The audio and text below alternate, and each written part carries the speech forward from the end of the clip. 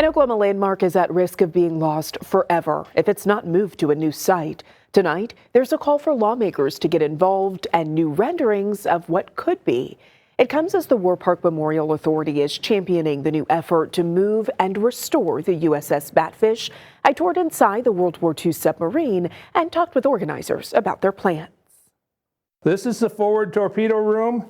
There are 6 torpedo tubes, 3 on each side. Submarines are a passion for James Erb, the curator of the Muskogee War Memorial Park Museum. When they were out of all of the shots, where did they get more torpedoes from? They went back to port. His knowledge of the USS Batfish, one of only 14 American World War II subs still around, is extensive. There was a radio compartment there so that he could get radio transmissions, things of that nature. As he walked me through the vessel, he explained the daily jobs of the sailors and each part of the submarine. The history is evident all over the Batfish, like here in the maneuvering room. This is where they controlled the electricity and everything needed to make the boat move.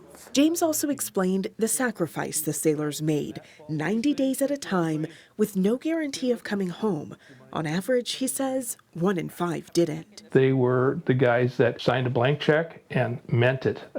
They knew they might not come home, and they were willing to give their lives for their country. James says this history is important to remember, and he wants people once again to be able to see it for themselves on board the Batfish. It's been closed since Memorial Day weekend in 2019, when historic, devastating flooding damaged the submarine. We need to maintain this vessel as a monument to the bravery and courage of the first generation of World War II that actually did the work that kept us alive and kept us free. James is part of a group working to move it from its current home to here at Three Forks Harbor, just up the road. The group is calling on people to reach out to their lawmakers for support in preserving this history. We believe that moving it down there is going to make it so much more accessible to the public, and we can build around it and really give it that wonderful spot that it deserves. Ren Stratton is the chair of the City of Muskogee Foundation. They're a part of the effort to save the Batfish.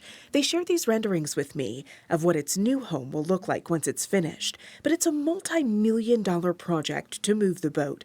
There's 2 options they're looking at right now, either using a container system to lift up the sub and put it on a flatbed truck to drive to its new home, or flooding the space again and putting barges around it to lift it up and stabilize it for the move. Either way, the team says they don't want this Oklahoma landmark and piece of American history to be lost forever. Saving the Batfish is worthy and worth the money and worth our time and a source of pride. They are hoping to have it moved by Memorial Day weekend in 2026. Before it closed, there were 50,000 people a year who toured the Batfish. They tell me that they expect to see even higher numbers when it opens back up.